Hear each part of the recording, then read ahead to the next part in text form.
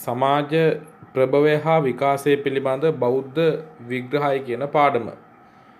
එතකොට මේ පාඩම ගැන මතවාද දෙකක් අපිට තියෙනවා. එකක් තමයි සමාජ සම්භවය පිළිබඳ බ්‍රාහ්මණ ඉගැන්වීම. ඔයාලට මතක ඇති අපි ඉගෙන ගන්න පළවෙනි පාඩම මහා බ්‍රහ්මයාගේ මුඛයෙන් බමුණු බිහි වුණ කතාව. මහා බ්‍රහ්මයාගේ දෙබාහු වලින් ශාස්ත්‍රීය බිහි වුණ කතාව. මහා බ්‍රහ්මයාගේ කලවා වලින් වෛශ්‍ය බිහි වුණා කියන එක සහ මහා බ්‍රහ්මයාගේ දෙපතුල් වලින් ශුද්‍රයෝ බිහි වුණා කියන මතය. එතකොට මේ මතයට අපි කියන්නේ සමාජ සම්භවය පිළිබඳ බ්‍රාහ්මණ මතය. එහෙම නැත්නම් බ්‍රාහ්මණ අදහස. ඒක තියෙන්නේ ඊශ්වර නිර්මාණවාදී සංකල්පات එක්ක තියෙන ඉගැන්වීම් රටාව තුල. එහෙම නැත්නම් මනුස්මෘතිය තමයි ওই කතාව විස්තර කරන්නේ. එතකොට බමුණෝ ලෝකේ හා සමාජයේ හැදුණු ආකාරය එම කෘතිය එහෙම විස්තර කරනකොට බුදුදහම තුල බුදුහාමුදුරෝ දීඝනිකායේ අග්ගඤ්ඤ සූත්‍රයේදී සමාජ සම්භවය පිළිබඳවම බෞද්ධ මතය එහෙම නැත්නම් බෞද්ධ අදහස ඉදිරිපත් කරනවා. ඒකට ඒකයි මම කිව්වේ සමාජ ප්‍රභවය හා විකාශය ගැන මතවාද දෙකයි. එකක් සමාජ ප්‍රභවය ගැන බ්‍රාහ්මණ ඉගැන්වීම. මම මේ පාඩම උගන්වන දවසෙත් කිව්වා මේ ගැන බෞද්ධ ඉගැන්වීමක් තියෙනවා. මම ඒක ඉදිරියේදී කතා කරන බව. එතකොට දෙවෙනි මතය තමයි සමාජ ප්‍රභවය හා විකාශය පිළිබඳ බෞද්ධ විග්‍රහය. එතකොට බ්‍රාහ්මණ විග්‍රහය මම උගන්වලා අවසానයි.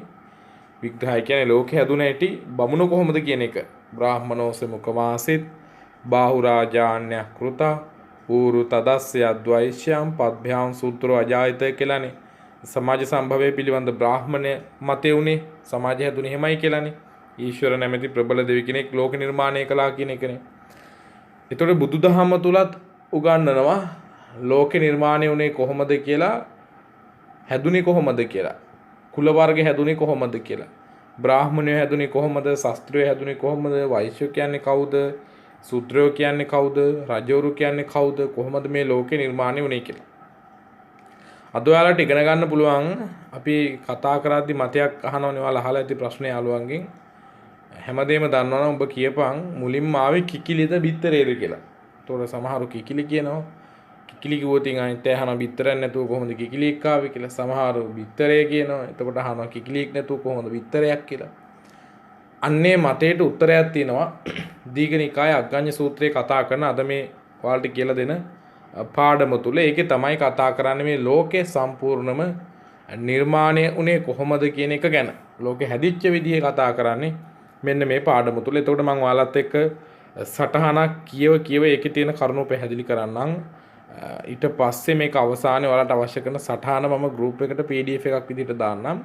එතකොට ඔයාලට පුළුවන් ඒ සටහන පිටපත් කරගන්න. මේ පාඩම විතරයි අද දවස් උගන්වන්නේ. මොකද මේක ටිකක් දීර්ඝ පාඩමක්.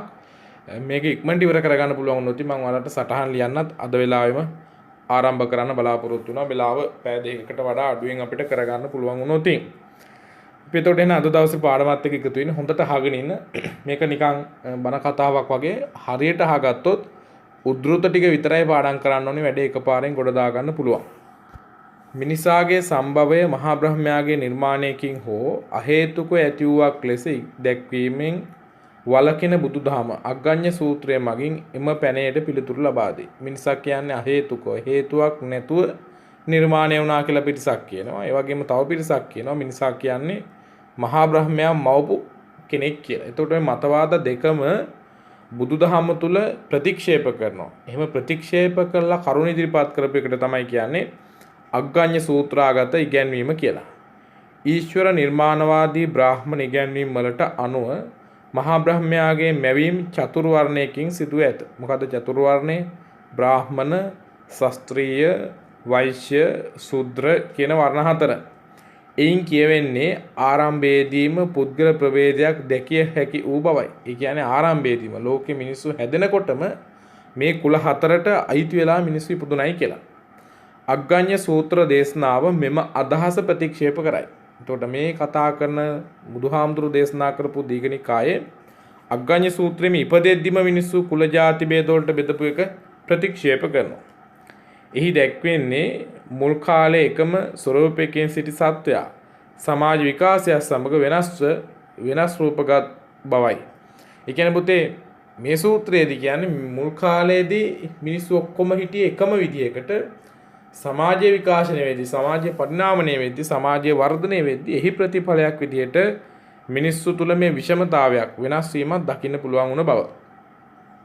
අග්ගඤ්ඤ සූත්‍රයේ දැක්වෙන පුරා කතාව ඉකි විකාශය මැනවින් පෙන්වා දී. කියන්නේ අග්ගඤ්ඤ සූත්‍රයේදී ඇත්තටම එහෙනම් ඒක කොහොමද උනේ කියන එක පෙන්ලා දෙනවා.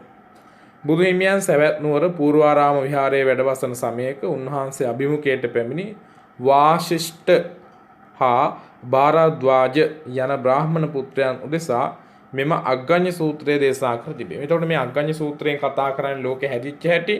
මේ සූත්‍රය දේශනා කළේ මේවා MCQ වලට අහන්න පුළුවන්.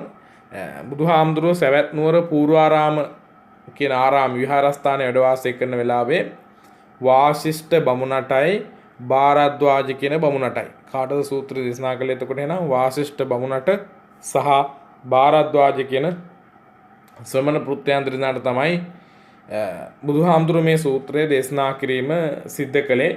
බුදුහාමුදුරුවෝ වෙලා වැඩ වාසය කළේ පූර්වාරාම විහාරයේ. දිගු කලක් ගිය පසු මේ ලොව විනාශ වන බවත් එහිදී මෙහි සිටින සත්වයන් ආභස්සර දේවනිකාය උපදනා බවත් එහි කියවේ. ඒ කියන්නේ පුතේ කාලයක් ගියාට පස්සේ මේ ලෝකේ සම්පූර්ණ විනාශ වෙනවා. ඒක සාමුලින්ම විනාශ වෙනවා. දැන් එතකොට මේ තියෙන කොරෝනා වසංගතයත් එක්ක කෙනෙකුට කියන්න පුළුවන් මිනිස්සු ලස්ස ගානක් මැරෙනවා. මිලියන ගණන් ආසාදිතයෝ ඉන්නවා. ඊට අමතරව වාහන අනතුරු වලින් මැරෙනවා. ගම් වතුර ගලලා මැරෙනවා. වෙන ස්වභාවික පාත් වලින් මැරෙනවා.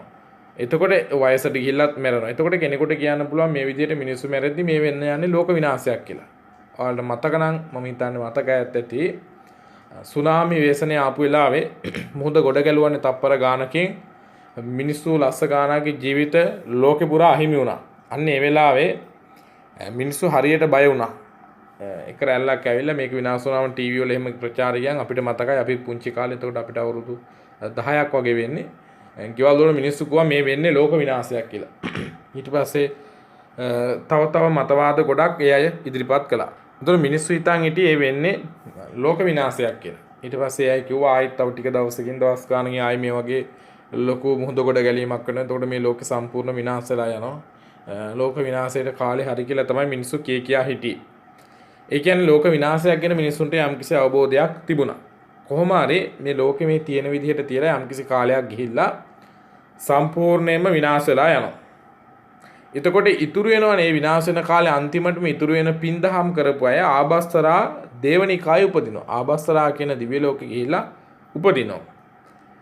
ආභස්සරා දිව්‍ය ලෝකෙ උපදින අයගේ ස්වභාව කිහිපයක් ගැන කියවෙනවා. කෙටි සටහන් ගහන කෙනෙකුට ඕනනම් ලියා ගන්න පුළුවන්. ආභස්සර දිව්‍ය ලෝකෙ ඉන්න අයගේ දෙවියන්ගේ ස්වභාවය එකක් තමයි ඒ අයට බඩගිනි හැදෙන්නේ ප්‍රීතිය ආහාර කොට ජීවත් වෙන්න පුළුවන්. ඒ කියන්නේ ඒ ආභස්සරා දිව්‍ය ලෝකේ ස්වභාවය තමයි සතුට හිතුණාට පස්සේ බඩගින්න නැති වෙලා යනවා. ඒකට අපි කියනවා පාලි පාඨයක්. මම ඔයාලට සටහන දෙද්දී ඒක දෙන්නම්. පීති බක්කා භවිස්සාම. සතුට හිතුණාට පස්සේ බඩගින්න නැති වෙලා යනවා. ඒක ඇත්තනේ. දැන් ඔයාලා මේ වෙලාවෙ ඉන්නේ බඩගින්න නම් එක්ක මේ වෙලාවෙ ඉන්නේ අධික නිදිමතක නම් ඔයාලට ගෙදර කවුරු හරි නෑදෑයෙක් එක්ක රටේ ඉන්න ඥාතියෙක් හරි කවුරු හරි කෙනෙක් කිව්වොත් අද ඉඳන් ඔයාලට පන්ති වැඩ ටික කරගන්න මම මේ එන ගමන් ලැප්ටොප් එකකුත් අරන් එන්නේ. එන ගමන් මේ ටැබ් එකක් අරන් එන්න ගමන් හොඳ මොබයිල් ෆෝන් එකක් අරන් එන්නේ. එහෙම කිව්වොත් කොල්ලෙකුට කිව්වොත් බයිසිකලයක් අරන් එන්න ගමන් ඔයාලට ලොකු සතුටක්. ඇත්තට මෙහෙම වෙනවා නම් සතුටන්නේ. දැන් මම ඔක බොරුවට කිව්වට අපිට හැංගීම දැනෙන්නේ නැහැ. අවංකවම මෙහෙම දෙයක් වෙනවා නම් අපිට ඒක සතුටක්. එතකොට ওই තියෙන නිදිමත ගතියක් යනවා, බඩගිනි ගතියක් යනවා. අය සමහරලාට කියනනේ ගොඩක් සතුටු වෙච්චම ඔයාලා අම්මා තාත්තලා කියලා මූ කන්නවත් හොයන්නේ නැහැ නේ අද කියලා. ඒ කියන්නේ මොකද්ද සතුටු හිතුණාට පස්සේ අපේ බඩගිනි ඔක්කොම අපිට අමතක කරනවා. ඒ වගේ තමයි මේ ආභස්සරා දිව්‍ය ලෝකෙ ඉපදුන ඇයට සතුටු හිතුණාට පස්සේ කුසගින්න නැති වෙලා යනවා. දෙක තමයි ශරීරාලෝකයෙන් අහසේ එහා මෙහා සැරිසරයි. එයාලගේ ඇඟේ අර කණාමැදිරි එළිය වගේ ආලෝකයක් දැල්වනවා. ඒ ආලෝකයේ සහිතව එයාලා එහා මෙහා අහසේ සැරිසරනවා. එහෙනම් එකක් ආහාර වෙනුවට ප්‍රීතිය අනුභව කරන්න පුළුවන්. දෙක ශරීරයේ ආලෝකයක් විහිදෙනවා. ඒ වගේම යාලට අහසේ ගමන් කිරීමේ හැකියාවක් තියෙනවා. මෙසේ බොහෝ කලක් ගිය පසු මෙලොව හට ගන්නා වූ සමයක එක ආභස්සර බ්‍රහ්මනිකාය නික්මෙන්නා වූ එකී සත්වෝ මෙහි උපදිති. එතකොට මේ ලෝකේ සම්පූර්ණ විනාශලා ආයේ කවදා හරි ඇතිවෙච්ච දවසට මුලින්ම ලෝකෙට එන්නේ කවුද? ආභස්සරා කියන දිව්‍ය ලෝකේ ඉන්න සත්වයෝ. ඒතොර මේ ආභාසරා දිව්‍ය ලෝකේ ඉන්න සත්වයෝ මේ ගැහණු සත්වයෝ මේ පිරිමි සත්වයෝ කියලා බෙදන්න පුළුවන් කමක් නැහැ. හැමෝම ශරීරයේ ස්වභාවය හැසිරෙන විදිය ඔක්කොම එක වගේ ලිංග ભેදයක් ඒ ගාව දකින්න ලැබෙන්නේ නැහැ. එතකොට ලෝකෙ විනාශ වුණාට පස්සේ ආයේ ලෝකෙ ඇති වෙනවනේ. අන්නේ ඇති වෙන දවසට ආභාසරා කියන දිව්‍ය ලෝකය තමයි මුලින්ම ඇවිල්ලා උපදින්නේ. එතකොට ඇහුවොතින් දැන් ඔන්න කිකිලිද බිත්තරේ දාවේ කියලා කිකිලිත් නෙවෙයි ආවේ බිත්තරෙත් නෙවෙයි ආවේ. මුලින්ම එන්නේ ආභාසරා කියන බ්‍රහ්ම ලෝකේ ඉන්න ස්ත්‍රී පුරුෂ ભેදයක් දැකගත නොහැකි සතුට හිතුණාට පස්සේ කුසගිනි නෙවෙන ශරීරාලෝකයක් දැල් වෙන අහසේ ගමන් කළ හැකි පිරිසක්. පැහැදිලිද මම ඔයාලට මෙතෙක් වෙනකන් කියපු ටික. එතකොට ධානසිතින් උපන් එම සත්වෝ ප්‍රීති ආහාර කොට ගනිති. එතකොට මේ පෘථුවියට ආපුවට කන්න බොන්න මොකුත් නැහැනේ. හැබැයි ඒ සතුටින් හිටියම ප්‍රීති ආහාර කොට ගන්නවා. කියන්නේ පාලි පාඨය ආයත් මතක් කළු පීති බක්කා භවිස්සාම සිය සිරුරේ බබලන ස්වභාවයෙන් යුක්ත වූය. ශරීරේ බබලනවා. ඔහු අහසේ එහා මෙහා ගමන් කරති. මෙකල ලෝකේ එකම දිය කඳකින් වැසී ඇත. අන්න එතකොට මේ ලෝකේ ගස් ගල් ඉර හඳ මුකුත් නැහැ. මුළු ලෝකෙම වතුරෙන් තමයි වැහිලා තියෙන්නේ. හිරු සඳු තාරකා කිසිවක් ප්‍රදර්ශනය නොවන නිසා ඝන අන්ධකාරයෙන් යුක්තය. අපි නිකන් රෑ මහා රෑට මේ කාමරයක ඇවිද්දොත් අපිට මුකුත් පේන්නේ නැහැ නේ. ඇඳක් පේන්නේ නැහැ, පුටු පේන්නේ නැහැ, මේස පේන්නේ නැහැ. අපි ඔය අන්ධකාරය ඇවිද අතපත ගාලානේ අපි යන්නේ ලයිට් ගිලාට අපි කුස්සියට යන විදිහ මතක් කරගන්නකො. අන්න ඒ වගේ තමයි මේ ලෝකේ තිබුණ ඝන අන්ධකාරය. ඊට අමතරව තිබුණා ජලය. රෑ දවල් ભેදයක් නැත. මේක රාත්‍රියේ මේක දවල් කියලා ભેදයක් දකින්න ලැබුණේ නැහැ. ස්ත්‍රී පුරුෂ වශයෙන් සත්වයාගේ ભેදයක් නැත. මේ ගැහැණු මේ පිරිමි කියලා බෙදන්න පුළුවන් කමක් තිබුණේ නැහැ. ජලයෙන් යට වී ඇති පොළොව වර්ණවත්ය. ජලයෙන් යට වෙලා තියෙන මේ පොළොව වර්ණවත්ලු. දැන් ඒතර ගැටරුවක් කියනනම් කොහොමද ඝන අන්ධකාරයේ යුත්තේ වර්ණවත් කියලා කියන්නේ කියලා නේ. සුවඳෙන් හා රසයෙන් යුත්තේ. ඒ වගේම මේ පෘථුවිය හරි සුවඳයි, හරි රසයි. මේ වන විට අහසේ සැරිසරන්නා එක්තරා සත්වෙක් පොළොවට බැස එම රස පෘථුවිය ඇඟිල්ලෙන් කඩා අනුභව කරයි. ඒතර මේ පොළොව පෘථුවිය හරි රසයි. එතකොට මේ අහසින් ගමන් කර කර ඉන්නකොට අර එක්කෙනෙක් ඇවිල්ලා අර පෘථුවිය කන්න පටන් ගන්නවා. අපි ඒකට කියනවා එතකොට මේ රස පෘථුවියට අපි නමක් කියනවා රස ධාතුව කියලා. රස ධාතුව කියලා අපි රස පෘථුවියට කියනවා. එතකොට එක්කෙනෙක් ඇවිල්ලා මුලින්ම මොකද්ද කරන්නේ? රස ධාතුව අනුභව කරන්න පටන් ගන්නවා. ඔහු අනුගමනය කරන්නේ සත්‍යෝද මෙසේ පොළොවට බැස රස පෘථුවිය අනුභව කරති. මේක බලන් හිටිය අනිත් සෙට් එකත් මොකද්ද කරන්නේ? පෘථුවියට ඇවිල්ලා රස පෘථුවිය අනුභව කරන්න පටන් ගන්නවා. මෙලෙස සත්‍යයන් තෘෂ්ණාව පහළව දිගු කලක් එසේ රස පොළොව අනුභව කිරීම නිසා ඔවුන්ගේ ශරීර ප්‍රභාවය අතුරුදහන් වෙනවා. දැන් මොකද්ද වෙන්නේ? මේ කට්ටිය එකතු වෙලා අර රස පොළොව කට්ටියත් එක කන්න පටන් ගත්තට පස්සේ දීර්ඝ කාලයක් යනකොට අර යාළගේ ශරීර ප්‍රභාව ශරීරයේ තිබිච්ච ස්වභාවය අතුරුදහන් වෙනවා. මෙම අතුරුදහන් වීම සමග හිරු සඳු හා තාරකය ඇති වූ බවත්. එතකොට මේ ස්වභාවය අතුරුදහන් වුණ ගමන් ඉරයි හඳයි තාරකයි ඇති වෙනවා. ඒ සමගම රෑ දවල් ભેදයේද ඍතු ભેදයේද ඇති වූ බවත් එහි තවදුරටත් සඳහන් කරයි. ඊට පස්සේ රෑ දවල් ඇති වෙනවා ඍතු ભેදය. ඒ කියන්නේ හේමන්ත ගිම්හාන වස්සාන කියන ඍතු ભેදය ඇති වෙනවා. රස පොළව අනුභව කරමින් දිවි ගෙවන සත්වයාගේ ශරීරය රළු වෙන්නට විය. අර ලස්සන තිබිච්ච සියුම් ගතිය, පැහැපත් ගතිය මේ රස පොළව කෑව නිසා වෙනස් වෙලා ටිකක් ශරීරය රළු වෙන්න පටන් ගත්ත මේ මිනිසුන්ගේ. පැහැෙන්න අඩු විය. ඒ වගේම අර තිබිච්ච ලස්සනත් අඩු වුණා. එවිට වර්ණවත් වූ දුර්වර්ණයෝ දෙස බලා ඔවුන්ට වඩා අපි වර්ණ සහිතයයි අභිමානයක් ඉපදුවා. දැන් ලස්සනයි. ඊට පස්සේ කැතය දිහා බලලා කිව්වා අප උඹලට වැඩිය අපි ලස්සනයිනි කියලා අර අභිමානයක්. එහෙම නැත්නම් ලොකුකමක් පෙන්වනවා. නැවත නැවතත් මෙසේ උපදවන ලද මානාභිමානයේ හේතුවෙන් කලක් යන විට රස පොළව අතුරුදහන් වේ. ඔන්න අර පෘථුවියේ තිබිච්ච රස ගතිය කාලයක් යද්දී නැති වෙලා ගියා. නමුත් එයින් පසු පෙරමෙන්ම වර්ණවත් වූ සුවඳවත් වූ රසවත් වූ බිම්මල් විශේෂයක් පහළ වී. අර රස පොළොව නැති වුණාට දැන් කන්න දෙයක් නැහැනේ.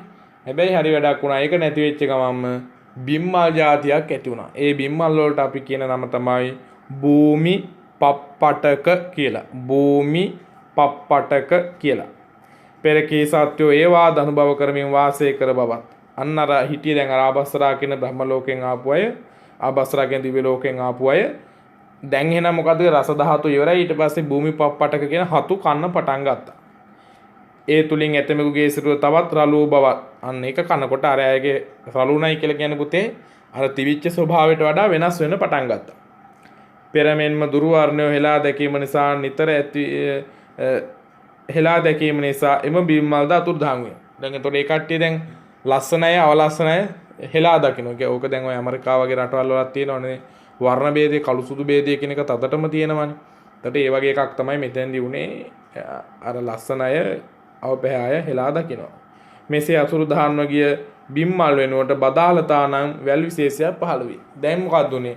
අර බිම්මල් කියන જાත් දැන් එහෙනම් ඔන්න වර්ග දෙකක් ලෝකෙ හැදිලා ඉවරලා එකක් රස ධාතුව පුතේ ඒ කියන්නේ මේක මේ සතියකින් දෙකකින් වෙච්ච එකක් නෙවෙයි අවුරුදු සමහරට 50ක් 60ක් 100ක් 1000කින් වෙච්ච එකක් වෙන්න පුළුවන් හරිද?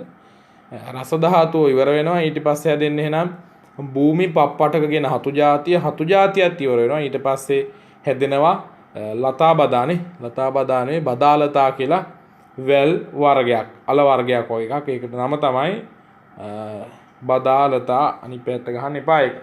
බදාලතා කියන වැල් විශේෂය බලනාට පස්සේ ඔන්න දැන් ඒ වාද පෙරකීමෙන් වර්ණයන් හා ගන්ධයෙන් හා රසයෙන් යුක්තයි. ඒ හැදිච්ච බදාලතත් වර්ණයෙන් සුවඳෙන් යුක්තයි. ඒවා අනුභව කරන්නා වුන්ගේ සිරුර වඩා දැඩි බවින් යුක්ත වේ. දැන් මේවා කනකොට ඒ අයගේ සිරුර තව තවත් රළු වුණා, දැඩි බවකින් යුක්ත වුණා. පෙරමෙන්ම ලාමක අකුසල ධර්ම පහළ වීම නිසා වීමෙන් කළ ගැරහීම නිසා එම බදාලතා නම් වැල් වර්ගයේද අතුරුදහන් වේ. දැන් ඔන්න හිටියේ මිනිස්සු කලින් වගේම අයයට අපහාස නින්දා කරන්න පටන් ගත්තට පස්සේ ඒ අයගේ ශරීරය තව තවත් දුර්වර්ණ වෙලා වෙනස් වෙන පටන් ගත්තා. ඉනිබ්බිතිය පහළ වී ඇත්තේ කුඩු නැති, දහයියා නැති, පිරිසුදු සුවඳ ඇති සහල් වර්ගයකි. අපි ඒවට කියනවා සුවඳ හැල්වි කියලා. ඔන්න පුතේ වී හැදෙන තැන් වෙනකන් දැන් එහෙනම් මම ලෝකේ කතා කළා. මුලින්ම හැදුනේ රස ධාතුව. ඒක කාලා ඉවර වුණා. ඒ අතර මිනිසුන්ට අපහාස කළා. ඒක එතකොට අතුරුදහන් වෙනවා. ඊට පස්සේ භූමි පප්පටක කියලා හතු జాතියක් හැදෙනවා. හතු జాතිය කනවා මිනිස්සු වෙනස් වෙනවා. මිනිස්සු ඕනෝන්ට අපහාස කරනවා. ඒක නැති වෙලා යනවා. ඊට පස්සේ බදාලතා කියලා අල වර්ගයක් හෝ වැල් වර්ගයක් ඒක ඇති වෙනවා. ඒවා කනවා මිනිස්සුන්ට අපහාස කරනවා. ඒක නැති වෙලා යනවා. ඊට පස්සේ මිනිස්සු තව තව රළු වෙනවා. ඊට පස්සේ සුවඳ හැල්වි කියන જાතිය ඇති වෙනවා. කියන්නේ අපි කන බත් හැල්වි ඔයාලා දැකලා ඇති ස්වයංජාත හැල්වි කියලා අර ලොකු වී ගස් જાතිය දැකලා නැති වෙන මම පස්සේ ෆොටෝ එකක් දාන්න. එතකොට අන්න ඒවා ඇති වෙනවා. එවිට සත්‍යෝ මෙම සහල්ම පරිභෝගයෙන් කල්යවති කොපමණ පරිභෝග කළ දෙහි අඩුවක් නොයිති. මේ වී જાතිය ස්වභාවය තමයි එතකොට ඒක නිකන් අර අඹ ගෙඩියක් කනවා වගේ. ආයි උයලා කන්න දෙයක් නැහැ. තම්බලා කන්න දෙයක්වත් නැහැ. වී ගහ ගාවට ගියා කෑවා. කොච්චර කෑවත් මේව පොඩ්ඩක්වත් අඩු වෙන්නේ නැහැ. නමුත් සත්‍යයන්ගේ සිරුර බොහෝසේ රළුවන්නට පටන් ගත්තේ. හැබැයි මේ සහල් අනුභව කිරීම නිසා මිනිස්සුන්ගේ සිරුර තව තව රළු වෙන්න පටන් ගත්තා. මේ අවස්ථාවේදී සත්‍යයන්ට ලිංග භේදය ඇති විය. ඔන්න ඔතෙන්දි තමයි අර ආපු සත්‍යෝ ගාව ස්ත්‍රී ලිංග පුරුෂ ලිංග කියන ලිංග භේදය ලෝකේ ඇති වෙන්නේ මුලින්ම. ස්ත්‍රී ලිංග හා පුරුෂ ලිංග සත්වයෝ බොහෝ වේලාවක් එකිනෙකා දෙස බලා සිටීමෙන් මර වැඩක් වුණා. දැන් මුන් බලාගෙන හිටියකෝ මේ මොකද්ද මට වඩා මෙහි වෙනස් නේ කියලා බලන් ඉන්නේ නැද්ද තියෙන්නේ. ස්ත්‍රී ලිංග පුරුෂ ලිංග ભેදය ඇතුණවස ඒ දැන් එකිනෙකා දිහා බලන් ඉන්නවා. ඒක ඉතින් අපිට ඔය පොඩි කාලේ ඉඳන් දන්න දෙයක් නේ. එකපාරට 아무ත් මොකක් හරි විපර්යාසයක් වුණොත් එම් අපිට බලන් ඉන්න සිද්ධ වෙනනේ. අකෝ මේ මොකද්ද මං වගේ හිටියේ මේ වෙනස් වෙලානේ කියලා. එසේ බලා සිටීම නිසා ඔවුන් තුල රාගය ඇති විය. මුම් මෙහෙම එකිනෙකා දිහා බලන් ඉන්නකොට රාගය ඇති වුණා. එහෙනම් මුලින්ම ඇතිවෙච්ච සිතුවිලි මොකද්ද? අකුසල සිතුවිල්ලක් විදිහට ඇතුනේ රාගය. හැබැයි ඊට කලින් අන් අය දේවල් ඊට කලින් මේ මිනිස්සුන්ට අපහාස කරන්න ගරහන්න පටන් ගැනීම සිද්ධ වුණා. ඊට පස්සේ තමයි රාගය කියන එක ඇති වුණේ. මෙසේ ලිංග පහළ වී මෙවුන් දම්සේ වුණා සත්‍යය දුටු ඇතිමෙක්. අන්න දැන් මොකද දැන් මේ ආසාවක් නැතිවීම නිසා එහෙම නැත්නම් රාගය ඇති වෙච්ච නිසා ඒ අය එකතු වෙන්න පටන් ගන්නයි ලිංගික වශයෙන් ඒ වෙනස් නිසා මේ දුටු ඇතැම් සත්වෝ උන්ට පරිභව කළ බවත් අලු පස් ආදීන් දමා ගැසූ බවත් එසේ වරදේ බැඳුණු සත්වෝ එම නිසාම ගම් නියම් ගම්වල වාස ගණනක් නොපෙනී සිටි බව සඳහන් වේ. ඕකට එකතු වෙනවට හැමෝම කැමති වුණේ නැහැ. ඉතින් ගෙවල් දොරවල් තිබ්බේ නැහැ මේ ලෝක හැදෙනම කාලේනේ. ඕක දැක්ක සමහර අය අපහාස කළා ගල් මුල් අරගෙන අලු පස් වලින් ගහන්න පටන් ගත්තා. ගැහුවට පස්සේ යාලා පැනලා ගිහිල්ලා පලාතෙන් නැතුව අවුරුදු ගාණක් මාස ගාණක් හිටියලු. නමුත් මෙවුන් දමේ අනිත් සත්‍යයන්ගේ වසන් කර සිදු කරන කැමති ඇතැම් සත්වෝ නිමාස සනාගත්තා. ඔන්න දැන් ගෙවල් හැදිච්ච ඇටි ඇත්තටම එහෙනම් මේ ඔය ගෙවල් හදලා තියෙන්නේ මේ වෙන මොකවත් වැඩකට නෙවෙයි. මෙවුන් දම් සොයන්නේ ලිංගිකව හැසිරෙන්න තමයි මුලින්ම ලෝකේ හිටිය ජනගහණය නිවාස කෙනේවා හදාගත්තේ. නිවාස ගුවන් පුතේ අද වගේ මේ තට්ටු දෙකේ බිල්ඩින් නෙවෙයි. මොකක් හෝ අටවගෙන කොහෙන් හරි ආවරණය කරලා ලිංගිකව එකතු වෙන්න අනිත් අයට පේන්නේ නැතුව ඒ දැක්කොත් අරුන් ගහනවනේ. එහෙම පේන්නේ නැති වෙන්න හදාගත්ත තැනක්. ඒවා තමයි ක්‍රමයෙන් වර්ධනය වෙලා නිවාස බවට පත් වුනේ. මෙපමණ කලක් හැල්වි අනුභව කරමින් වාසය කළ සත්වයන්ගේ ස්වභාවය ඌයේ තමන්ට පරිභෝග කිරීමට අවශ්‍ය වී පමණක් ගොස් ඒවා රැගෙන අනුභව කිරීමයි. එතකොට මෙච්චර කාලයක් ඇද්දියන් අන්න වී ජාතිය තාම අතුරුදහන් වෙලා නැහැ. එතකොට සිරිත තමයි බඩගින්නුනාට පස්සේ ගියා කෑව ආවා. ඇයි? ඒව එවලෙම කන්න පුළුවන් මේ වී ජාතිය. නමුත් ඇතැම් කම්මැලි ඌ සත්වයෝ උදේ හා හවස අවශ්‍ය සහල් එක්වර ගැනීමට සිදු වෙනවා. බඩගින්නකුවම එකපාරක් කෑවම බඩගින්න නැති වෙන්නේ නැහනේ. උදේ ගියාවොත් හවසටත් කන්න එපා. කම්මැලි වෙච්ච එකෙක් දෙන්නේ කල්පනා කළා මේක උදේ හවස මේවා කන්න යන්න බෑ. උදේ ගියාට පස්සේ හවසට ඇති වෙන්නේ වී කපාගෙන ආවා. හරිද? මේ දුටු ඇතැම් සත්වෝ පළමු තැනැත්තා අනු යමින් කලක් යන විට දින 7-8කට සෑහෙන සාල් රැගෙන ඒවා තම ආශ්‍රිතව තබා ගැනීමට පුරුදු වූ බව සඳහන් වේ. දැන් මේක එක කළාට පස්සේ මේක බලාගෙන හිටිය අනිත් අය මොකද්ද කළේ? උණු කල්පනා කළා අපිත් කපාගෙන යනවා කියලා. අන්තිමට දැන් උදේ හවසටත් එක්ක නම් ආවෙක සමහර අය දින 7-8කට ඇති වෙන වී කපාගෙන ආවා. මෙසේ සහල් රැස් කර ගැනීමට යෙදීම නිසා කුඩු ද සහල් වසා ගත්තේය. අර හාල් වල මං කියවනේ පොත්තක් 10ක් කියලා එකක් තිබුණේ නෑනේ. හැබැයි මේ මිනිස්සු එකතු කරලා කන්න පටන් ගත්තාට පස්සේ දවස් ගානක ඒවා තියාගෙන අනුභව කරන්න පටන් ගත්තාට පස්සේ සහල් වල කුඩ්ඩක් ඇති වෙනවා. ඒ කියන්නේ එහෙම නැත්නම් අපි කියන්නේ 10 වී පොත්තක් කියන එක ඇති වෙනවා. ඒක ඇති වෙන්නේ ඇයි එහෙනම්? සන්නිධිකාරී පරිභෝජනය නිසා. ඒ කියන්නේ සන්නිධිකාරී පරිභෝජනය කියන එක අහනවා MCQ එකට. සන්නිධිකාරී පරිභෝජනය කියලා කියන්නේ මොකද්ද? රැස් කොට තබා අනුභව කිරීම. 10 සහල වසාගත්තේ හැල් කපාගත් යන නැවත ඒවා වැඩුණේද නැත. එතකොට මුලින් අර වී කපාගත්තම කඩාගත්තම ඒවා ආයෙම හැදුණානේ.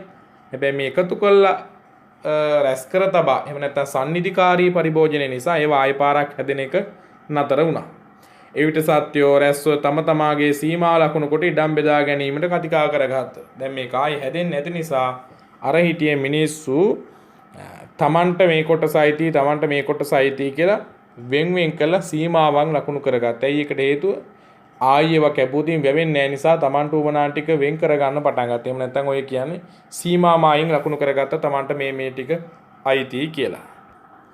මෙසේ ඉඩම් බෙදීමෙන් පසුව සිදු වූයේ එක් තෘෂ්ණාධික පුද්ගලයෙක් තම කොටස පරිස්සම් කර තබාගෙන අනුන්ගේ කෙත් කොටසින් හැල් ලබාගෙන පැමිණ ඒවා පරිභෝජනය කිරීම. යකෝ මේක මහර වැඩක් වුණා. ඔන්න මුලින්ම ලෝකේ ඇතිවෙච්ච නරක වැඩේ මොකද්ද දන්නවද? හොරකම් කරන එක. මුලින්ම හොරකම් කරන අදත්තාදානය තමයි මුලින්ම ලෝකේ ඇති උනේ. දැන් සීමා මායින් ලකුණු කරගත්තාට පස්සේ එකෙක් කල්පනා කළා මගේ ටික පරිස්සම් කරගෙන මම වෙන එකෙක්ගේව ගන්නවා කියලා හිතාගෙන තමන්ගේ තියෙන හේනේ ටික පරිස්සම් කරගෙන වෙන එකෙක්ගේකට පැනලා ඒ ටික අරගෙන ඇවිල්ලා අනුභව කරන්න පටන් ගත්තා. තමන්ගේ හැල් කොටස් අදුරන බව දුටු අනෙක් සත්වයෝ රැක සිටේව ඒ පළමු හොරා අල්ලා ගන්නා ලදී. දැන් තමන්ගේ ටික නිකම්ම අඩු වෙනවා දැක්කට පස්සේ මේ මිනිස්සු මොකද්ද කළේ? හැංගිලා ඉඳලා අර හොරකම් කරන එක අවල්ලා ගත්තා. පළමු අවවාදකට ඔහුව මුදාහරින්න ලැබුව දෙම වරද ඔහු නැවත කළ බව එම සූත්‍රයේ සඳහන් වෙනවා. මුල් දවසේ පළවෙනි දවසේ අවවාද කළා උඹ හොරකම් කරන්න එපා උඹ ඔබේක කාගෙන ඉඳපන් මගේ වත්තට වයින් එන්න එපා කියලා. හැබැයි මෙයාකා මේ වැඩේ අතාරින්නේ නැහැ. දෙවෙනි දවසෙත් ඒ වැඩේ කරනවා. දෙවෙනි දවසේ කොහොම හරි මනුස්සකමට වෙන්නේ නැතිනේ අවවාද කරනවා. මේ නිසා දෙවෙනි වරට දල්ලාගත් පුද්ගලයාට අවවාද කළද තෙවෙනි වර හසුවීම පසු අනෙක් කෙනෙක් අතින් පයින්ද කෙනෙක් දඬු මුගුරු වලින්ද තව කෙනෙක් ගලින්ද පහර ගැසුවා. තුන්වෙනි දවසෙත් වැඩේ කළාට උනා. එදා නම් අවවාද කර හිටින්නේ ගල් කැට පොළු අරගෙන ගහන්න පටන් ගත්තා. එම නිසා වුණට නැවත එකතු වී සාකච්ඡා කිරීමට සිදුවේ මෙවැනි තත්ත්වයක් ඉදිරියේදී වළකාගත හැකි ක්‍රමයක් පිළිබඳවයි. දැන් මාර වැඩේනේ කොච්චර කලම් මෙයා කහන්නේ නැහැ නේ. ඔක හැමදාම අපිට ගහ බැන මේක හොයවා ඉන්න බෑ. ඒ නිසා අපි කට්ටිය එකතු වෙලා අපි අතර ඉන්න පැහැපත්ම ලස්සනම හිත ඇද ගන්නා සුළු එක්කෙනෙක් අපේ ප්‍රධානිය විදිහට පත් කරගමු. ඔය දැන් මම එහෙනම් කොහෙටද මේ එන්න හදන්නේ? රජ කෙනෙක් ලෝකේ ඇති වෙච්ච විදිය ගැන තමයි කතා කරන්න හදන්නේ.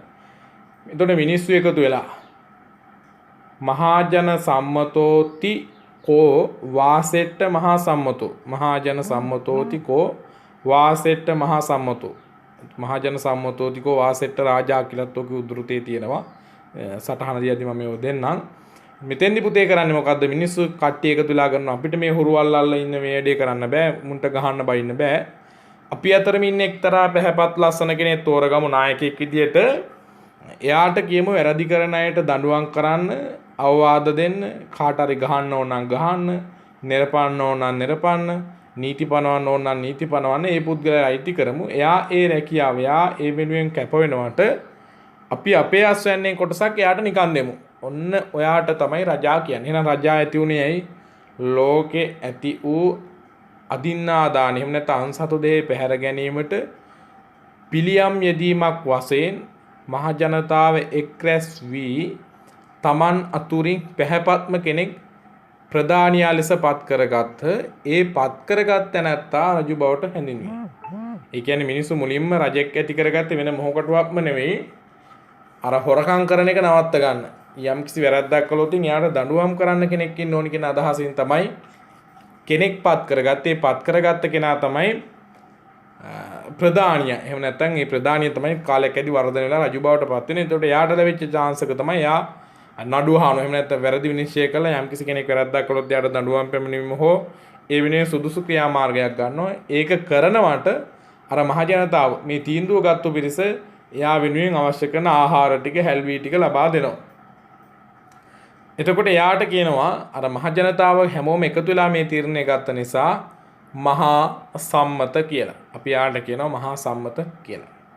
එපමණක් දනම ඔහු සමස්ත කෙත්වතු වලට එහෙම නැත්නම් කුඹුරු වලට අධිපතිකම පතුරවන හේන් ඒවා පරිහරණය කරන හේන්ද ශාස්ත්‍රීය නම්ය. ඔන්න හරි වැඩේ. දැන් එතකොට බ්‍රාහ්මණ ආගමේ ශාස්ත්‍රීය කියලා කිව්වේ කවුද? මහා බ්‍රහ්මයාගේ දෙබාහුව වලින් ඉපදිච්ච අය තමයි ශාස්ත්‍රීය කියලා කිව්වේ. එතකොට ශාස්ත්‍රීය වර්ණයට මොකද්ද නියමිත වෙලා තිබිච්ච ස්වධර්මයේ රාජ්‍ය පාලනය කිරීම.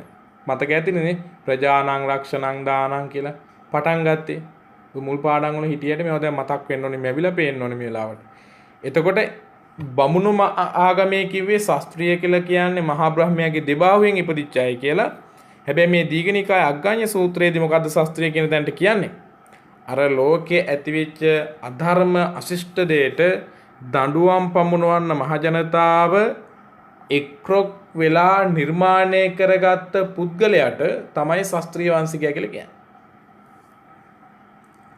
તો ශාස්ත්‍රීය වංශිකයාට එහෙනම් මොකද්ද තිබිච්ච කටයුත්ත? රාජ්‍ය පාලන එකක් තිබුණේ. ඒ කියන්නේ පරිපාලන කටයුත්ත වගේම කෙත්වතු වලට අධිපතිත්වයේ දරුවා. මොකද මුලින්ම ඔය ගැටලු ඇති වෙන්නේ කුඹුරු යතුරු කරගෙන ස්වයංජාත හැල්වි ආශ්‍රිතව තමයි මේ සමාජ අර්බුදය ඇති වෙන්නේ. එතකොට ඒකට පිළියමක් විදිහට තමයි මහ ජනතාව එකතු වෙලා පුද්ගලයෙක් පත් කරගන්නේ. මේ පුද්ගලයා තමයි අපි රජා කියලා හඳුන්වන්නේ. එතකොට එයා ඒ කරන ජොබ් එක වෙනුවෙන් එයාට හැල්වි කොටසක් පරිත්‍යාග කළා. එතකොට මෙයාගේ රාජකාරිය වුණ කෙත්වතු ආශ්‍රිත ගැටලු විසඳන කෙන නිසා කෙත්වතු වලට අධිපතිත්වයේ දරන කෙනා ශාස්ත්‍රීය නමුණා. කොහොමද උද්ෘතේ තියෙන එකේ කෙත්තානං අධිපතිතිකෝ වාසෙට්ට කත්තියෝ කියලා කියන ශාස්ත්‍රීය කෙනෙක්. එතකොට මේ උද්ෘත පාඩම් කරගන්න ඕනේ. දැන් මම උද්ෘත දෙකක් ඕ එකක් තමයි මහජන සම්මතෝතිකෝ වාසෙට්ට රාජා, දෙක කෙත්තානං අධිපතිතිකෝ වාසෙට්ට කත්තියෝ. කෙත්වතු වලට අධිපතිත්වය දරන්නේ හේයින් ඔවුන් ශාස්ත්‍රීය නම් විය කියලා. ඒ වගේම ඔහුගේ කටයුත්ත ඌයේ දැහැමෙන් ජනයා රඳවා ඔවුන් සුවපත් කරමින් පාලනය කිරීමයි. එතකොට මේ රජාගේ මේ පත් කරගත් පුද්ගලයාගේ යුතුයකම මොකක්ද උනේ? දැහැමින් අන් අය සමාජගත කරන එක. එහෙම නැත්නම් ඒ අය පාලනය කරන එක. ධාර්මිකව පාලනය කරන එක. ඒ කියන්නේ මිනිස්සු අතර වෙන වැරදි අවම කරගන්න උපදේශ අනුශාසනා දෙන එක තමයි මේ පුද්ගලයාගේ කටයුත්ත උනේ. ඒ නිසා අපි තව උද්ෘතයක් කියනවා ධම්මේන පරේ රංජේති තිකෝ වාසෙට්ට රාජා. මොකද්ද? මිනිස්සු දැහැමින් සංරක්ෂණය කරයි. මිනිස්සු දැහැමින් පාලනය කරන කෙනාටත් රජා කියලා කියනවා.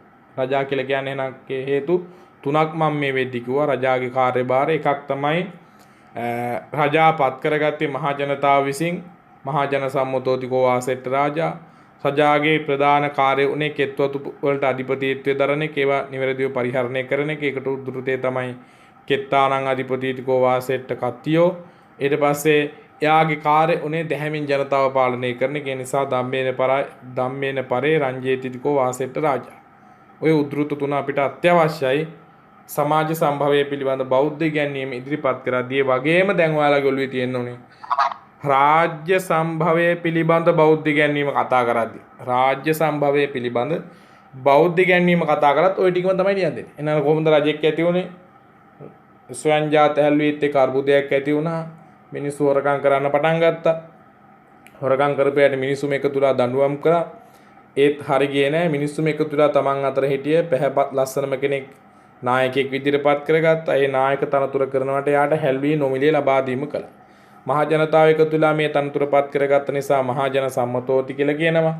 එයාගේ රාජකාරියෝනේ කෙත්වතු ආසිත ගැටලු විසඳන කේවා නිවැරදිව පාලනය කරන එක. ඒ නිසා අපි කෙත්තානං අධිපතිතිකෝ වාසෙට්ට කත්තියෝ කියලා කියනවා. ඒ වගේම යාගේ කාර්ය වුණා ජනතාව දැහැමින් පාලනය කරන එක. ඒ නිසා ධම්මෙන්න පරේ රංජේතිතිකෝ රාජා කියලා කියනවා. මෙතෙන් එකම පැහැදිලිද? එතකොට මෙසේ පැරණි වූ අග්‍රයයි දන්නාලාද නම් වැහැරීමේ ශාස්ත්‍රීය මණ්ඩලය ඇති. ඒතකොට මේ විදිහට තමයි ශාස්ත්‍රීය කියන වර්ණය ඇති උනේ. ඒතකොට බ්‍රාහ්මණ ගැන කතාවක් දැන්ට නැහැ. මොන චතුර්වර්ණය හැදිච්ච හැටි බුදුදහමට අනුව කියනවනේ. එතකොට මුලින්ම මෙහෙම මෙතනදී කතා කරන්නේ බ්‍රාහ්මණ නෙවෙයි ශාස්ත්‍රීය වර්ණය තමයි ඇති වුණා කියලා කියන්නේ. ශාස්ත්‍රීය වර්ණයේ කාර්ය උනේ ගොවිතැන් ආශ්‍රිත කටයුතු පරිපාලනය කරන එක සහ ජනතාව පාලනය කරන එක. මේ අතර ඇතැම් කෙනෙක් ලොව පව් ඇතිවිය අපි එය බාහනය කරමි. හෙවත් දුර්ලභී සිතා එයින් පවින් වැළකුණේය. ඔන්න එතකොට මේ අතරතුර මේ සිද්ධි වෙන මේ එක දවසකින් වෙච්ච ඒවා නෙමෙයි. අවුරුදු 5-10කින් වෙච්ච ඒවාත් නෙමෙයිනේ. කොහොම හරි මිනිස්සු අතර මේ වගේ ගැටලු ඇති වෙද්දී තව පිරිසක් කල්පනා කළා යකෝ අපි අතර පව් ඇති වෙලා අකුසල් ඇති වෙලා අපි මේ පව් දුරලමු. අපි මේ පව් ඉවත් කරමු කියලා පවින් වැළකෙන්න උත්සාහ දරුවා. පව් දුරු කරන්නෝ යන අර්ථයෙන් ඔහු බ්‍රාහ්මණයෝ ඔන්න බ්‍රාහ්මණයෝ. දැන් මහා බ්‍රහ්මයාගේ මුඛයෙන් ඉපදිච්ච පිරිස නෙතෙන්දි බමුණෝ කියලා කිව්වේ. හැබැයි මෙතෙන්දි කියනවා පව් බැහැර කිරීමේ අදහසින් එකතු වෙච්ච පිරිස තමයි බමුණෝ කියලා කියන්නේ. උද්ෘතේ මොකද්ද? පාපකේ අකුසලේ ධම්මේ බාහෙන්තිති කෝවාසෙට්ට බ්‍රාහ්මණ. මේක උද්ෘත චුට්ටක් අමාරු වෙන්න පුළුවන්. උද්ෘත 7ක්වත් නැති තරම් අනිවාර්යයෙන්ම හොඳට කටපාඩම් කරගන්න. පාපකේ අකුසලේ ධම්මේ බාහෙන්තිති කෝවාසෙට්ට රාජා. ඕක නැත්තම් බාහිත පාපෝති කියලාත් කියන්න පුළුවන්. බාහිත පාපෝති බ්‍රාහ්මණා කියලා. පව් බැහැර කළ පිරිස බමුණෝ වුණා. එතකොට අර පිරිස අතරේ පරිපාලන ශේත්‍රයට අදාළ කෙනා ශාස්ත්‍රීය වංශිකයා වුණා. අපෝ මිනිස්සු අතර වැරදි අදහස් එහෙම ඇති වෙලානේ අපි මේ පව් ඉවත් කරමුයි කියලා පෙළගැසිච්ච පිරිස බමුණෝ බවට පත් වුණා. මෙවන් බමුණෝ ඇතමෙක් වනගතව පන්සල් ඉදි කර ඒවායේ වසමින් දිනපතා නියම් ගම් වලට වැඩ පිණු සිඟාවෙන් දිවි ගෙවන්නට භාවනා යෝගී වාසය කළේය. එතකොට මේ අය අකුසල් ඉවත් කරන්නම් කියලා වනගත වෙලා පන්සල් ඉදි කරගෙන පන්සල් කොටවත ඔයාලා ඔලුවට දාගන්න කොයි වෙලාවෙත් අපි මේ කතා කරන්නේ ලෝකෙ හැදිච්ච හැටි. ප්‍රාථමික කියන එකේ බිඳුව හොඳේ. පන්සලක් වම ඔලුවට ගන්න එපා. අපි මේ ඉන්න පන්සලක් මොකක් හරි තැනක්. ඒක උන් හිටිය නිසා පන්සලක් වෙන්න පුළුවන්. එහෙම නැතු පන්සලක් අද තියෙන එකක් නෙමෙයි. ඊට පස්සේ කන්න බොන්න ටික ගමින් පිණ්ඩපාත කියලා හොයාගත්තා. හෙතෙම ධානය වඩන හේයින් ධායක නම් උන් අර බණ භාවනා කරන නිසා ධායක කියලා නම කිව්වා. ඒ ඔන්න හඳුනට යෙදුන දෙවෙනි නාමයයි. එහෙනම් බමුණෝ කියලාත් කියනවා බාහිත පාපෝති බ්‍රාහ්මනා. පව් බැහැර කරපු පිරිස බමුණෝ වුණා. ඒ ඇයට කියන තව නමක් තමයි ධායක. ධායක කියලා කියන්නේ ඒ අය බණ භාවනා කරපු නිසා. මෙසේ හරිහැටි වනයේදී භාවනා කිරීමට නොහැකි වූ ඇතැම් බ්‍රාහ්මණයෝ නැවතත් නියම් ගම් වලට පැමිණ පතපොත ලියමින් හදාරමින් වසන්නට විය. වනයේදී හරියට මේ වැඩේ කරගන්න බෑ කියලා හිතපු සමහර අය ආයි පාරක් ගම් වලට ඇවිල්ලා පොත්පත් එහෙම ලියමින් ජීවත් වුණා. ඔව් භාවනාව අත්හල නිසා අධ්‍යායක නම් ධායක කියන්නේ භාවනා කරපුවා මේක හරියන්නේ නැහැ කියලා ආයි ගම් වලට ඇවිල්ලා පොත්පත් ලියමින් පිරිසක් ජීවත් වුණා. එයාට ඒක නිසා කියනවා අධ්‍යායක කියලා. එතකොට එහෙනම් ඔවුන්ට නම් තුනයි. දැන් එහෙනම් බමුණන්ට නම් තුනයි. එකක් බාහිත පාපෝති බ්‍රාහ්මණ කියලා කිව්වා. පව් බැහැර කරපු පිරිස බමුණු නම් විය. ඊට පස්සේ පිරිස වනගත වෙලා භාවනා කළා. ඒ නිසා අධ්‍යායක කියලා කිව්වා. භාවනා කරන්න බෑ කියලා ආයි ගම් වලට ඇවිල්ලා පොත්පත් ලියමින් ජීවත් වුණා. ඒ නිසා එයාට අධ්‍යායක කියලා කිව්වා. වර්ණ උප්පත්ති කතාව අනුව බමුණු ගණයාගේ නම් දෝන්ගේ උප්පත්තියද මෙසේ විය. ඒ කියන්නේ උන්ගේ හැදිච්ච විදිය කතා කරන්නේ. ඇතැම් සත්ව කෙනෙක් අඹදරුවන් පෝෂණය කරමින් මෙවුන් නම් අගයමින් විවිධ කර්මාන්ත ලැබෙමින් සිටි බව අග්ගඤ්ඤ සූත්‍රයේ තවදුරටත් දැක්වේ. තවත් පිරිසක් මොකද පුතේ උනේ? එතකොට මේ අතර හිටිය තවත් පිරිසක් අමුදරුව පෝෂණය කරමින් මෙවුන්දම් හි අගේ කියන්නේ අමුදරුව හදා කම්සැප විඳින්මින් ජීවත් වුණා. ඒතකොට අග්ගඤ්ඤ සූත්‍රයේ දැක්වෙන්නේ කවුරු කියලාද? එහෙම හැසිරිච්ච පිරිස දක්වන නාමය තමයි එහෙම හැසිරිච්ච පිරිස දක්වන නාමය තමයි පුතේ වෛශ්‍ය කියලා. වෛශ්‍ය කියලා කියන්නේ එහෙනම් කොහොමද? දැන් බ්‍රාහ්මණ වර්ණය තුල දැක්වේ මහා බ්‍රහ්ම සංකල්පයේදී වෛශ්‍ය කියලා දැක්වේ ගොවිතැන් ආදී කටයුතු කරන හැම තමයි. දැන් බුදුදහමෙත් ඒක වෙනසක් නැහැ. හැබැයි මෙතෙන්දී බුදුදහම තුල වෛශ්‍ය වර්ණය හැදුණයි කියන්නේ කම්සැප විඳිමින් විවිධ කර්මාන්තවල යෙදමින් ජීවත් වෙච්ච පිරිසට තමයි අපි කිව්වේ වෛශ්‍ය කියලා. ඒකේ උද්ෘතේ මේ තුනන් ධම්මං සමාදාය විසුං කම්මං තේ පයෝජෙන්තේතිකෝ වාසෙට්ට වෙස්සා. ඔක උද්ෘතේ ගෙටින් කියන විසුං කම්මං පයෝජෙන්තිකෝ වාසෙට්ට වෙස්සා. විවිධ කර්මාන්තවල යෙදමින් කම්සැප විඳිමින් ජීවත් වෙච්ච පිරිස තමයි වෛශ්‍ය බවට පත් උනේ. මේ අතර අතපය දැඩි ලෙස වෙහෙසමින් ගොරෝසු රැකියාවන් වල යෙදී සිටි පිරිසක්ද විය. ඔහු සුදුරු හෙවත් පහත් වූ වෘත්තීන්හි යෙදී සිටිය වූයෙන් සූත්‍ර නම් විය. මේ අයටත් අමතරව අතපය වෙහෙසවල විවිධ ටිකක් අර ගොරෝසු රැකියාවල යෙදිච්ච පිරිසක් හිටිය. කියන්නේ කරන්න බැරි කටෝර රැකියාවල යෙදිච්ච පිරිසකුත් හිටියා. ඒ අය දැක්වේ සුදුරු කියලා. සුදුරු කියන්නේ සුද්‍ර කියන එක. ඒතර මහා බ්‍රහ්මයාගේ සංකල්පෙදි ගත්තොත් මහා බ්‍රහ්මයාගේ යටිපතුල් වලින් ඉපදුනායි කිව්වේ මේ අයනේ. ඒතර ඒ සෙට් එකම තමයි මෙතෙන්දි සුද්‍ර කියලා සඳහන් කරන්නේ. ඒක උද්ෘතේ තමයි කුද්දාචාරා ලුද්දාවාරා කුද්දාචාරා හේසුන් කුද්දාචාරාතිකෝ වාසෙට්ට සුද්දා. එච්චරම නමං සරලව කියලා දෙන්න. ඒ කියන්නේ විවිධ පහත් වූ කර්මාන්තවල යෙදිච්ච පිරිස තමයි සුද්‍ර බවට පත් වෙන්නේ. මෙසේ ලෝකාපත්ති කතාවනෝ සතර වර්ණයෝගේ උප්පත්තිය දැක්විය හැකියි. ඔන්න මේ වෙද්දි එහෙනම් බුදුදහම තුල දීඝනිකාය අග්ගඤ්ඤ සූත්‍රය උගන්වන විදිහට ලෝකය ගැන සාකච්ඡා කළ ඉවරයි. කොහොමද දැන් එහෙනම් චතුර්වර්ණය හැදුනේ? එකක් තමයි මුලින්ම හැදුනේ චතුර්වර්ණයෙන් බ්‍රාහ්මණ නෙවෙයි ශාස්ත්‍රීය වංශිකයෝ. ශාස්ත්‍රීය වංශිකයන්ගේ කාර්ය උනේ පරිපාලන කටයුතු හා ගොවිතැන් කටයුතු පාලනය කිරීම.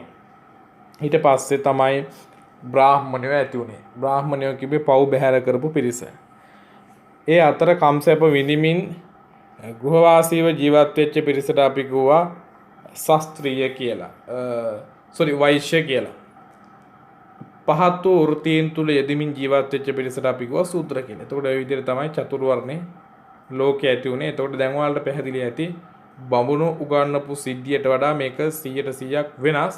හැබැයි යාළගේ ජොබ් එකේ වෙනසක් නැහැ. බමුණු කියන්නේ කොහොමද භාවනා කරමින් හිටිය පිරිසනේ, ඉගෙන ගත්ත පිරිසනේ. ශාස්ත්‍රීය කියන්නේ කොහොමත් රාජ්‍ය පාලනයට සම්බන්ධ පිරිසනේ. වෛශ්‍ය කියලා කියන්නේ කොහොමත් මේ ගොවිතැන් ආදී කටයුතු වල යෙදිච්ච පිරිසනේ. සුද්‍ර කියන්නේ පහත් ජොබ් කරපු අයනේ. හැබැයි හැදිච්ච විදිහ ගැන කතා කරද්දී ඒක සම්පූර්ණ වෙනස්. මෙතන මහා බ්‍රහ්මයෙක් ඇවිල්ලා ලෝකෙ හැදුවා කියලා නෑ. අර එකටම හිටිය මිනිස්සු තමන් කරපු හැසිරිච්ච ස්වභාවය අනුව තමයි කුල හතරකට බෙදලා තිබුණේ. පැහැදිලිද මෙතෙන්ට වෙනකන්? එතකොට දීඝනිකායේ දැක්වෙන මෙම සූත්‍ර මගින් සමාජ ඓතිහාසික වර්ධනය ගැන කියවෙන අතර තවත් ඉතා වැදගත් තොරතුරු සමූහයක් හෙළිදරව් වෙනවා. එක තමයි ජාති වර්ණ කුල භේදයන් මිනිස් සමාජය තුලින්ම බිහි වූ බව. වැදගත්ම දෙයක් තමයි මේ ජාති වර්ණ කුල භේද කියනවා ඇති උනේ වෙන කවුරුවත් ඇති කරපුවා නෙවෙයි, සමාජයේම මිනිස්සු අතරින් ඇති වෙච්ච ඒවා. ජීවන වෘත්තීන්ද කෙනෙකුට නියම වූ නොව අප විසින්ම ඇති කරගනු ලැබුවා බව. ජීවන වෘත්තීනොත් කවුරුත් දීපුවා නෙවෙයි. දැන් මහා බ්‍රහ්මයාදී කියනවානේ බමුණා තමයි කිව්වේ කියලා. හැබැයි මෙතෙන්දි පැහැදිලිනවා මේව කවුරුවත් දීපුවා නෙවෙයි, තමන්ම කැමැත්තෙන් සොයාගත් බව. වර්තමානයේ මිනිසුන්ට ඇති ලාමක ධර්ම අනුක්‍රමයේ සමාජගත වූ බව. ඒ කියන්නේ වර්තමානයේ අද තියෙන මේ සමාජ ගැටලු, මිනිසු ගාව තියෙන අදහස්, වැරදි ආකල්ප, මිනිස්සු හැසිරෙන විදිය එකපාර ඇති වූවක් නෙමෙයි, සමාජයේ ක්‍රමික විකාශනයේදී මිනිසුන් අතරම ටිකෙන් ටික ඇතිවෙච්ච ඒවා. රාජ්‍ය බිහිවීම, බදු ඇතිවීම හා දණ්ඩනය මගින් සමාජ සංස්ථා පාලනයට මඟ පෑදීම. රට පාලනය කරද්දී රාජ්‍ය ඇති වුණාට පස්සේ දඬුවම් නියම කිරීම, ඊට පස්සේ පාලනය වගේ ඒවා රාජ්‍ය මගින්ම ඇතිවෙච්ච බව. ප්‍රජාතන්ත්‍රවාදී සංකල්පයන්හි ආදි මූලයේ පිළිබඳව තොරතුරු හෙළිදරව් වෙනවා. ප්‍රජාතන්ත්‍රවාදය කියලා කිව්වට පස්සේ පුද්ගල කණ්ඩායම් අතරින් ඡන්ද බල අයිතියත් එක්ක වගේ කෙනෙක්නේ පත් කරගත්තේ. බහුජන සම්මතෝතිනේ.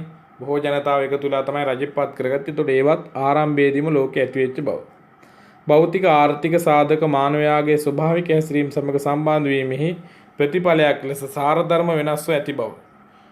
භෞතික සම්පත් වල අපි ඇසුරු කරන අපිට අවශ්‍ය කරන දේවල් අපේ කරගන්න යාම නිසා එහෙම නැත්නම් අපිට උවමනා දේවල් ලබාගෙන යෑමේ ප්‍රතිඵලයක් විදිහට තමයි මිනිසු ගාව මේ සදාචාරාත්මක වර්ධනය සහ අසංවර්ධනය හොඳ නරක දෙකම ඇති වුණේ.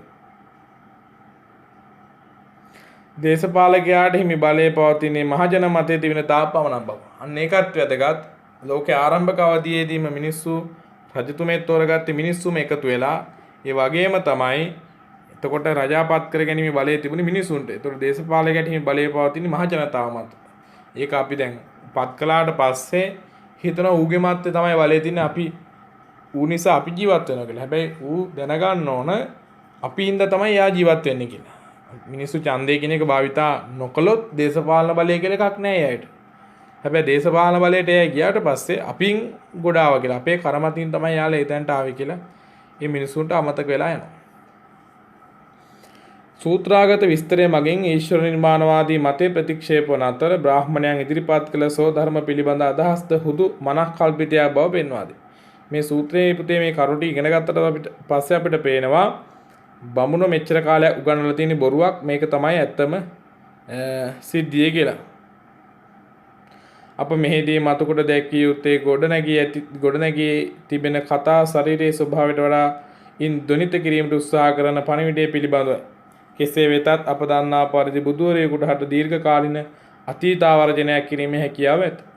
මෙවන් ආවර්ජනයක් උන්වහන්සේ විසින් සිදු කිරීමට හේතු වූයේ කල මූලිකව ගොඩනැගී තිබුණු ප්‍රශ්නයකට පිළිතුරු සෙවීමේ අවශ්‍යතාවයක් වූ නිසාය. බ්‍රාහ්මණයෝ තම බලයේ පීඩණයෙන් අනේකා මෙල්ල කිරීමටත් එමගින් බොහෝ දෙනෙකුට සමාජ අසාධාරණයේ සිදුවී වර්ණ භේදයේ ප්‍රබල අවියක් කරගෙන තිබූ අයරු බුදු හිමියන් දකින්නට ඇත.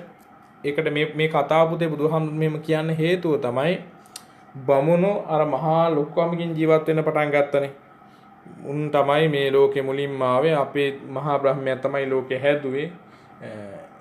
මේක අපේ රට කියලා හිතන් ඉන්නේ ඉතින් එතකොට ඒකට අදහසක් විදිහට තමයි දෙපළඹලගේ ඇත්ත තත්ත්වය කියන්නම් කියලා බුදුහාමුදුරුවෝ දේශනා කළේ. එපමණක්ද නොව මහා බ්‍රහ්ම සංකල්පයේ මගේ මූලික අධ්‍යාපනික දැනුමක් පවා නොමැති බොහෝ පිරිස නොමග ගොස් පීඩා විඳින ස්වභාවයක්ද බුදු හිමි මේ වන විට අත්විඳී ඇත. එම නිසා බ්‍රාහ්මණ හෝ වෙනත් දර්ශනයක් ඍජුව විවේචනයට භාජනය නොකර මෙවැනි ප්‍රවාද ස්වරූපයෙන් ගොඩනැගුණු ලැබූ කතාන්දරයක් මගේ සියලු කරුණු නිරාවරණය කර බව පෙනී යයි. බුදුහාමුදුරුවෝ මේක කියන්නේ ඇත්තටම උමනා වෙච්ච හේතුව තමයි බමුණෝ අපි කියන්නේ උන්ට වැඩි නටන්න ගත්තා කියලානේ. උන් ඇවිල්ලා උන්ගේ පිට්ටනේ උන් සෙල්ලම් කරන්න පටන් ගත්තා මිනිස්සු පීඩාවට පත් කරගෙන අපි තමයි ඔක්කොම කළේ කියලානේ. අපි තමයි හොඳටම කළේ කියලා නටන්න පටන් ගන්න නැතිනේ බමුණෝ. ඊට පස්සේ ඒකට අදහසක් විදිහට බුදුහාමුදුරුවෝ ඇත්ත තත්ත්වය ලෝකෙ හැදිච්ච විදිහ මතක් කළා. දැන් ඒතර ගැටලුවක් කෙනෙකුට තියෙනවා නම් බුදුහාමුදුරුවෝ කොහොමද මෙච්චර දෙයක් දැනගෙන හිටියේ කියලා අපිට ආයි කියන්න තියෙන බුදු කෙනෙකුට පුළුවන් බොහෝ හිතන්න බැරි තරම් දුරට අතීතාවර්ජනයක් කරන්න. අතීතාවර්ජනයක් කළා තමයි ලෝකෙ හැදිච්ච හැටි කියලා දුන්නා. ඒතර අපි ඉන්නේ මේ පෘථුවිය ක්‍රමයෙන් විනාශ වෙලා යනවා. ඒක එකපාර වෙන දෙයක් නෙවෙයි. අවුරුදු තව බර ගාණක් ගිහිල්ලා එක වෙන්නේ. ලෝක විනාශය ගැන කතා කරද්දී ඉරේ තියෙන රශ්මිය තව තවත් වැඩි වෙනවා. ආච්චියම කෙනෙක් ඉදින් ඉන්නවා නම් අහලා බලන්න ආච්චි පොඩි කාලේ උදේට ඉරව් ඉන්න එක හොඳයිද කියලා උදේ පාන්දරට යා කියයි ඌ විටමින් තියෙනවා ඉරව් ඉන්න එක ගොඩක් හොඳයි. ඉස්සර මෙච්චර ඉරේලිය රස්නේ නැහැ ඉන්න පුළුවන් කියලා. හැබැයි දැන් උදේ අපි 9ට ඉරේලියටලා හිටියොත් එහෙම අපේ ඇඟ පිච්චිලා පුරුටු ගඳ ගහනවානේ. පොරණුවේ දැම්ම වගේ අපිට. එච්චරට රස්නේ තියෙන ඉර රශ්මිය. තව කල්යදී ඔක තව වැඩි. ඔක වැඩි වෙලා අවසානයේ කියන්නේ ඉරවල් 7ක් පායනවා කියලා. ඇත්තටම ඉරවල් 7ක් පායනෝනේ. ඔය තියෙන ඉරේ රස්නේ ඔය වගේ 7 ගුණයකින් වැඩි වෙනවා. හිතලා බලන්නකො මේ තියෙනකොට මෙහෙමනම් ඉරේලිය තව 7 ආකාරයකට වැඩි වෙනොත් ඔය තියෙන ප්‍රමාණය තව 7කට ආවොත් දැන් තව 12ට තියෙන රස්නේ ඒ වගේ 7 ගුණයක් වැඩි වෙලා වැටුනොත් මොකද වෙන්නේ? මොනවා වෙන්නද? AC එකක් දාගෙන කාමරේ ඉන්නවනේ සැපට. ඕන මගුලක් වෙලා බලයන්. එහෙම ඉන්න අමාරුයිනේ. ඒක වෙච්ච ගමන් වෙන දේ තමයි ගස් කොළන් ඊට පස්සේ ජලය නැති වෙලා යනවා. අලු දුවිලි බවට පත් වෙනවා. ගිනි ගන්නවා. ලැබු ගිනි ඇති වෙනවා. වතුර ජලය නැති වෙලා යනවා. ක්‍රමයෙන් කාන්තාර වගේ වෙනවා. මිනිස්සුන්ගේ ආයුෂ එතකොට ක්‍රමයෙන් අඩු වෙනවා. හොඳටම අවබෝධ ඇති පැරණි මිනිස්සු ජීවත් වුණ අවුරුදු 100ක් 104ක් 85ක් 90ක් 92ක් වගේ ඇත්තටම ජීවත් වුණා. දැන් වෙද්දි මිනිස්සු ජීවත් වෙන්නේ අවුරුදු කීයද? 65යි 70යි. කවුරු මැරුණත් එක්ක 65යි එක්ක 70යි වැඩිම 75යි. 75ට කලින් මැරෙනවා. ඔය මම දැක්ක සමීක්ෂණයකින් දක්වලා තියෙනවා 2000න් පස්සේ ඉපදුනේ. කියන්නේ 2001 2000 2002 වගේ ඉපදිච්ච හැමෝම අවුරුදු 60කට වඩා ජීවත් වෙන්නේ නැහැ කියලා. 60ක් යනකොට මැරෙනවා. ඊට පස්සේ මම දැක්ක ඒකේ අනිත් මතයේ තියෙනවා 2030න් පස්සේ උපදින අය ජීවත් වෙන අවුරුදු 45ක් විතර කාලයක් කියලා. 45කින් විතර මැරෙනවා.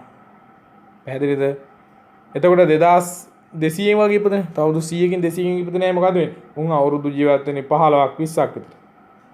ඔක වර්ධනය වෙලා අවුරුදු 10ට ආයුෂ අඩු වෙනවා. අවුරුදු 10ට ආයුෂ අඩු වුණාට පස්සේ මොකද වෙන්නේ? එතකොට ඉපදෙන්න ඕන, ඉගෙන ගන්න ඕනේ, කසාද බඳින්න ඕනේ, ළමයි හදන්න ඕනේ, මැරෙන්න ඕන. අවුරුදු 10න් තියෙන වැඩේට. ඔක්කොම තියෙන අවුරුදු 10යි. සමාජයේ ප්‍රබල ලෙස පිරිහෙනවා. එතකොට ගෙදර ඉන්න එක අම්මා කවුද කියලා දන්නේ නැහැ. තාත්තා කවුද කියලා දන්නේ නැහැ. නංගි කවුද, අක්කා කවුද කියලා දන්නේ නැහැ. උන්ට උමනාව තියෙන්නේ කොහොම හරි රාගික හැඟීම් අනුව කටයුතු කිරීම විතරයි. එයි අවුරුදු 100ක් ජීවත් වෙන කෙනෙකුට කරන්න තියෙන ටික අවුරුදු 10කින් කරලා ඉවර වෙනවා. 100ක් ජීවත් වෙන කෙනෙක් කරනේවා අවුරුදු 10ක කෙනෙකුට ඉන්නවා කියලා කියන්නේ අවුරුද්දට ඒ වගේ වැඩ 10ක් කරන්න එපා. නේද? එතකොට එහෙමනේ 100ක් වෙන්නේ. එතකොට මෙහෙම මිනිස්සු සමාජයේ ඉන්න මිනිස්සු අධික ලෙස දරුණු වෙන්න පටන් ගත්තොත් උන් මරා ගන්නවා, උන් එන කොටා ගන්නවා. මිනිස්සුම වැරදි වැඩ වලට පෙළඹෙනවා. ලෝකේ සම්පූර්ණයෙන්ම විනාශ වෙලා ඔය තියෙන මේ අද තියෙන ලෝකෙ නෙමෙයි ඊට වඩා සහ මුලින්ම වෙනස් ලෝකයක් තමයි නිර්මාණය වෙන්නේ. අවුරුදු 10ක ජීවිතයක් ගත කරන පිරිසක් බවට පත් වෙලා සමාජයේ සහ මුලින්ම දරුණු එකක් බවට පත් වෙනවා. එතකොට ඒක තමයි ලෝක විනාශය සිද්ධ වෙන්නේ.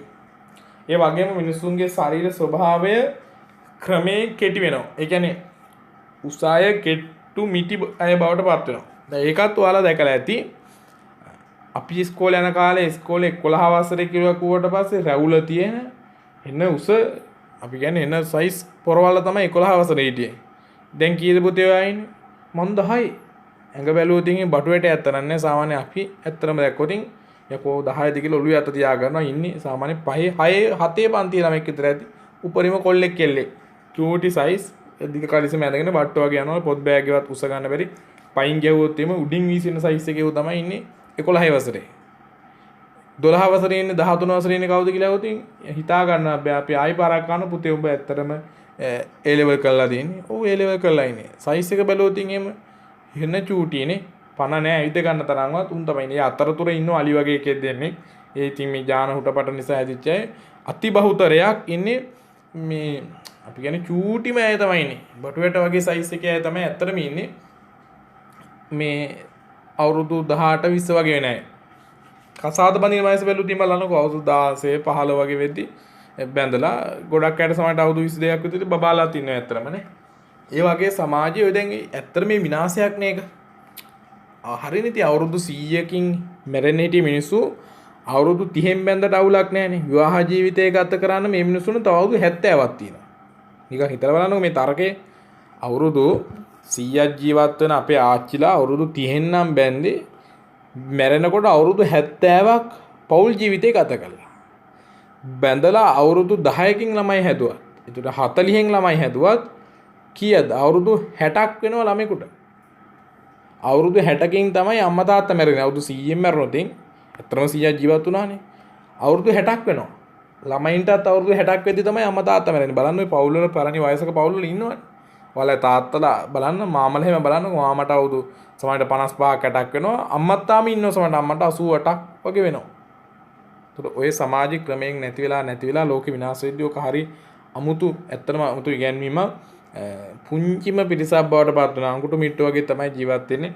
ක්‍රමයෙන් ඔක්කොම විනාශ වෙච්ච පිරිසක් බවට පත් වෙලා තමයි සමාජගත වෙන්නේ. ඒක තමයි ලෝක විනාශය කියන එක ඇති වෙන්නේ. ඕකේ තව ඉස්සරහට මම ලස්සන බණ කතාවක් එකතු කරලා ඇති ඔයාලා බණ කතාව බලන්න. ඒ හාමුදුරුවෝ මටත් වඩා හොඳට මේ කතාව ඇත්තටම කියලා දෙනවා. මහා වර්ෂාවක් වැහැලා ඒ විශේෂයිත වර්ෂාවක් වැහැලා ඊට පස්සේ ආයුධ වර්ෂාවක් වහිනවා කියන උන් කපාගෙන මැරිලා සහ මුලින්ම ලෝක ගිනිපත් වෙලා විනාශ වෙලා යනවා. එහෙම ලෝකෙ විනාශ වෙලා ගියට පස්සේ අලු දූවිලිවත් නැති වෙන ගානට මේ ලෝක විනාශ වෙලා ගියාට පස්සේ ඔහොම කාලයක් තිබිලා ආයි ලෝකෙ හැදෙන්න පටන් ගන්නවා. ඒතකොට ලෝකෙ හැදෙනකොට මොනවද එනවා ලෝකෙ ඇති වෙන්නේ? මම මුලින් පාඩමේ මතක් කළා. ඝන අන්ධකාරය සහිතයි ජලය පමණයි තියෙන්නේ.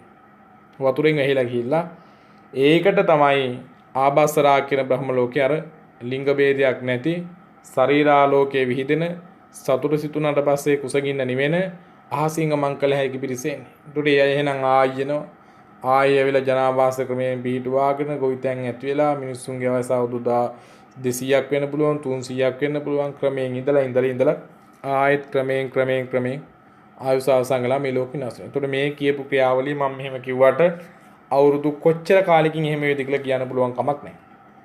ඇත්තන්ම පෘථුවිය දැන්ටත් නිර්මාණය වෙලා වසර කීයක් වෙනවද කියන්න පුළුවන් කමක් නැහැ. අපි දන්නේ බුදුහාමුදුරු ඉපදිලා 2564ක් වෙනවා කියලා. එතනින් එහා ඉතිහාසයක් අපි කතා කරන්නේ නැහැ. හැබැයි ඊට වඩා වසර හිතන්න බැරි තරම් සමහර මිලියන ගාණක් පර නැති මේ තියෙන භූමිය. හරිද?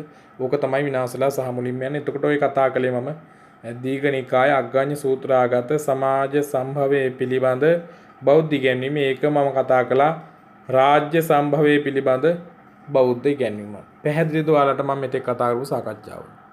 අපි ඊට පස්සේ සටහන ටිකක් ලියා ගන්න සූදානම් වෙමු. අදට පාඩම ගන්න මම අවසන් කරන්නම්.